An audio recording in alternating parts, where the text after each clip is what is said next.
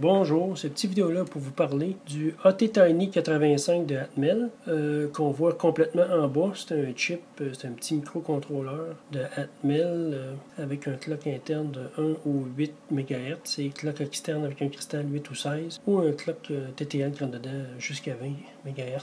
Il existe dans plusieurs formats. Le premier de gauche, je l'ai acheté peut-être fin 2014, début 2015. C'est un clone chinois pour environ, je dirais, 1,60 $. Les deux autres de droite, c'est aussi des clones chinois que j'ai acheté plus fin 2015, début 2016 pour peut-être, je crois, 1,15 $. Je suis pas sûr.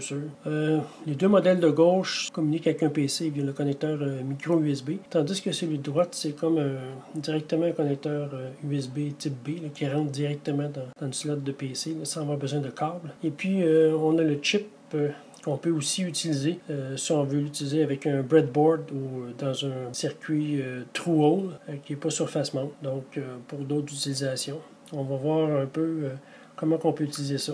Les modèles en petit board surface mount, tu n'as pratiquement rien dans le fond. Tu as un voltage regulator et tu as le ATtiny85, deux LED, une pour le power, une pour une sortie. Et puis on a accès après ça aux 5 pins d'entrée-sortie qui peuvent être configurés en entrée ou en sortie digitale, en entrée analogue.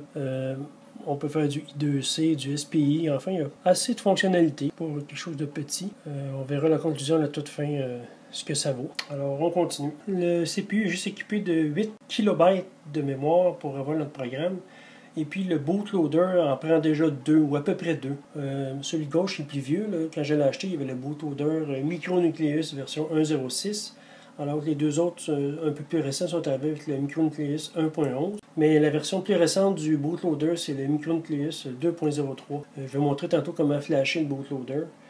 Donc, comme il y a juste 8 K de mémoire flash, le bootloader prend 2 K. Il reste seulement 6 K pour le programme de l'utilisateur. Donc, on ne fait pas des grosses applications avec 6 K, on aura compris. On va voir comment faire un upgrade de bootloader et comment downloader les programmes, uploader les programmes dedans. Donc, pour installer le bootloader dans le chip, ça prend le logiciel qui s'appelle AVRDude. Qui est déjà préinstallé dans l'environnement de développement d'Arduino dans C Programmosphère, l'Arduino Hardware Tool AVR Bin. Donc AVRDude est là. Donc pour le rouler, ça sera dans une ligne de commande. Donc je vais peser sur Shift et faire un clic droit sur Bin et faire ouvrir une fenêtre de commande ici, ce qui m'amène là. Donc si je le roule à l'aise comme ça, AVRDude, on voit que j'ai la version 6.01 installée. Et puis il faut noter aussi que il est aussi installé dans, si vous avez préalablement installé WinAVR, ben, vous allez aussi l'avoir comme ça. Dans WinAVR Bin, il y a aussi AVRDude qui est installé ici. Et puis eux, dans l'installation, l'ont déclaré, le répertoire a été déclaré public avec la variable système_path. Par exemple, si ici je fais juste des backslash comme ça, je retourne dans le répertoire. Là, je suis dans le home. Si j'essaie de rouler AVRDude, mais évidemment, il va aller chercher le seul qui est disponible, c'est celui du répertoire public de WinAVR. Donc, si je le fais là, puis on voit qu'ici, dans WinAVR, c'est celui de WinAVR qui vient de rouler parce que je n'étais pas dans le bon répertoire. Donc, c'est la version 5.10. Alors, dans la version d'environnement Arduino, c'est 6.01, mais les deux, ça fait la même chose, ça fonctionne pour nous autres. Donc là, l'idée, c'est de soit mettre les fichiers .hex du bootloader dans le répertoire ici, le faire rouler là, ou déclarer un répertoire public, et puis de l'endroit où on va avoir les .hex du bootloader, on va exécuter le WinAVR. Ou télécharger le bootloader Micronucleus. Alors on va sur GitHub et ensuite /micronucleus/micronucleus. Alors là, on l'a ici, on peut faire download.zip. Quand on va faire download.zip, on pourra aller dans le folder firmware. Et puis là, dans Release, on va avoir différentes versions. Pour le ATtiny85, ça va être le default qu'on va prendre. Il y a aussi l'aggressive pour souvent qu'on a plus de mémoire. Si je reviens un peu en arrière, on a le README ici. Puis on a un lien pour aller chercher la version précédente qui était stable, qui était la version 1.11. Parce qu'ici, c'est la version 2.03. Donc là, on peut aller chercher la version 1.11. Encore là, dans Firmware, Release, on va avoir Micronucleus 1.11, 1.06, 1.05, 1.4, 1.3, 1.2, toutes les versions précédentes dans le fond. Il faut noter que les versions stables, c'était les stables est reconnu pour être utilisé beaucoup. C'est la 1.06 et la 1.11 et la toute dernière la 2.03. Donc maintenant, pour programmer un chip ATtiny85, ça nous prend un programmeur de chip, on n'en a pas, donc on va utiliser un Arduino. pour que l'Arduino se comporte comme un In-System Programmer, un ISP, on va lui uploader un programme dedans qui s'appelle Arduino ISP. Donc, je m'en vais dans l'environnement de développement d'Arduino, dans File, Example, Arduino ISP, Arduino ISP, Arduino ISP. Et de vrai, je vais refermer lui, je vais le maximiser un peu. Donc, ce programme-là, c'est un programme qui permet à Arduino de se comporter comme un In-System Programmer. Donc, je vais le uploader dedans. Je clique là. Upload ça. Là, ce qui est important, c'est de remarquer que mon Arduino, il est à comme 20.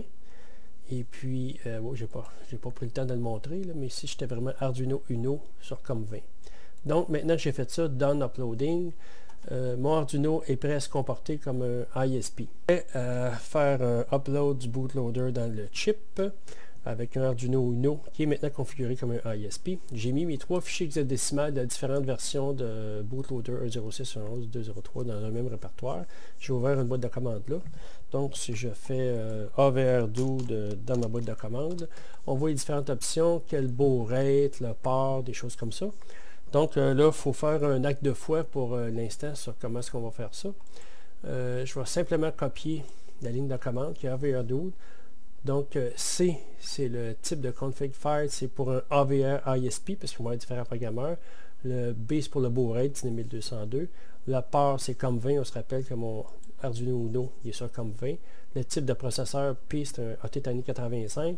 Donc, je vais faire, dans la mémoire flash, je vais faire un write de micronucleus 106 AXE, et avec les 3 configurations de fuse, que là, ça, il faut le prendre pour du content. Il faut faire un acte de foi là-dessus direct pour tout de suite. Puis là, ben, on lance ça en faisant Enter. Et puis là, ça part. Et puis là, ça brûle le bootloader dans le chip. Là. Donc, le bootloader. Puis on va faire, ça va finir avec les 3 fusibles. Puis après, les fusibles sont des registres. OK, alors là, ça a été un succès. Il faut noter que c'est la même chose. Si je veux mettre un autre bootloader, je recule. Là. Mettons, je vais aller mettre le 1.11. Alors, là, je fais Enter, je le relance, ben, je vais graver le bootloader. Je vais brûler le bootloader 1.11, puis je peux faire le 2.03, ça va être le même procédé. Toutes les fois, ça prend un peu moins de mémoire. Hein. Il y a une optimisation qui est faite. Le bootloader est de plus en plus petit. Donc, je le relance avec 2.03. On aura fait le tour des 3 bootloaders réputés pour être stables. Donc, c'est ça pour la méthode de brûler les bootloaders dans les chips ATtiny 85 directement. Alors maintenant, on va faire un exemple pour faire un upload d'un programme dans un chip ATtiny 85. Mon chip est branché dans un Arduino Uno qui sert de ISP. Donc, dans l'environnement Arduino IDE, je dois aller dans Tools, choisir mon CPU. Faut que je descende pour dire que c'est un ATtiny 85. Donc, j'arrive ici, ATtiny, et puis là, je lui dis, c'est quel modèle? C'est un 85 dans mon cas. Clock 1 ou 8 MHz interne avec le RC interne. Sinon, je peux avoir un cristal externe 8 ou 16 ou un signal de vrai clock là, qui n'est pas un cristal à 20 MHz. Dans ce cas-là, moi, je suis à 8 MHz comme ça. Quelle part de communication qui communique avec mon Arduino en tant que ISP? C'est comme 50 qu'on voit ici, là. Donc, une fois que j'ai setupé ça comme il faut, puis mon programmeur, bon, ça, on l'a dit, Arduino as ISP, il me reste juste à downloader dedans. Donc, c'est un petit programme pour faire un blink là, sur le digital 0, qui se trouve être la pin 5 physique sur le chip, là. Donc, je fais le upload et puis là, il va compiler puis il va uploader ça. Et il upload et puis enfin, c'est fini. C'est fait. On va configurer l'environnement d'Arduino pour utiliser un DigiSpark. On va aller sur le site web de DigiStump, qui est le fabricant original. On va là, DigiStump.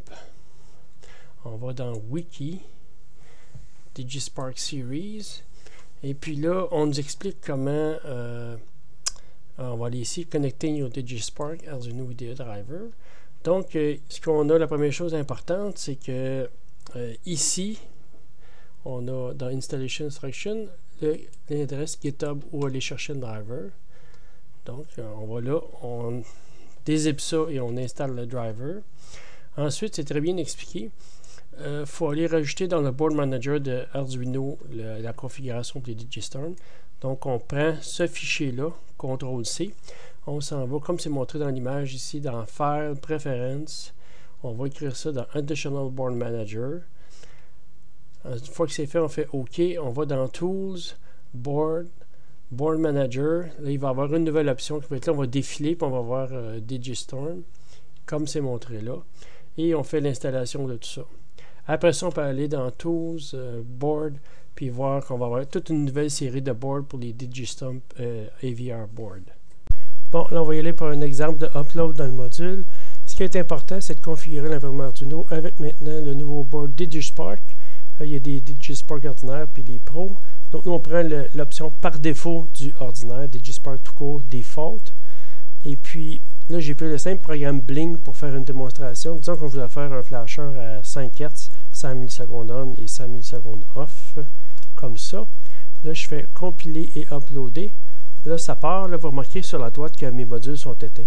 Là, quand l'environnement, c'est important qu'il soit débranché, les modules, avant de débuter. Puis quand il est rendu au bout, vous voyez en bas, il est marqué Plugin Device Now. C'est seulement qu'à ce moment-là qu'il faut alimenter le module DigiSpark. Là, je le branche. Windows le découvre. Et là, on voit ce qui est arrivé. Ça a connecté, effacé et écrit dedans. Et là, on voit le module le plus à droite que j'ai un flasher de 5 Hz dedans. Lui, on voit que c'était un module qui avait un firmware 1.6. On le voit ici. Et puis, je pourrais faire même un autre exemple avec un autre module, là, parce que j'ai un firmware différent. Je refais download une autre fois. Ça recommence. Je prends l'autre module, je le branche. Windows le découvre. Fait le download. Vous voyez celui-là, c'est le deuxième module là à gauche. C'est maintenant, lui, c'est un firmware 1.11, c'est pas le même module. Je peux aussi faire le troisième au-dessus. Je pense qu'on a compris l'idée. C'est ça pour la fonction de uploader dedans. Donc, l'important, c'est de ne pas brancher le module au départ, le brancher seulement une fois que l'environnement Arduino le demande. En conclusion, le ATtiny, ça fonctionne correctement, mais c'est assez limité en fonctionnalité. C'est un peu plus qu'un dollar, mais pour un peu moins de 3 $, on peut s'acheter un Arduino Pro Micro qui vaut beaucoup plus, qui fait beaucoup plus, meilleure fonctionnalité de low power puis tout ça. Donc c'est un peu moins de 3 $ l'Arduino Pro Micro. C'est sûr qu'une fois rendu là, on peut quasiment se payer un Arduino Uno full size si les dimensions ne sont pas importantes pour nous autres. Mais ou encore pour moins de 3 $, on peut aussi acheter un STM32 F103 qui est vraiment une bombe au niveau performance versus tout le reste de ce qu'on parle là. Lui, c'est un vrai 32 bits, le reste c'est juste du 16 bits. Lui, il roule à 72 MHz, les autres sont juste à 8 ou 16 MHz selon le cas, ou même 1 MHz, on peut cloquer dans le ATtiny 85.